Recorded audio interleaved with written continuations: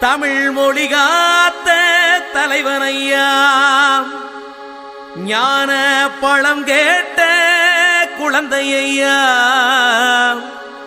அப்பனுக்கு பாடஞ்சொல்லி ஆறுபடையாட்சி செய்யும் ஏசாமி முருகனையா.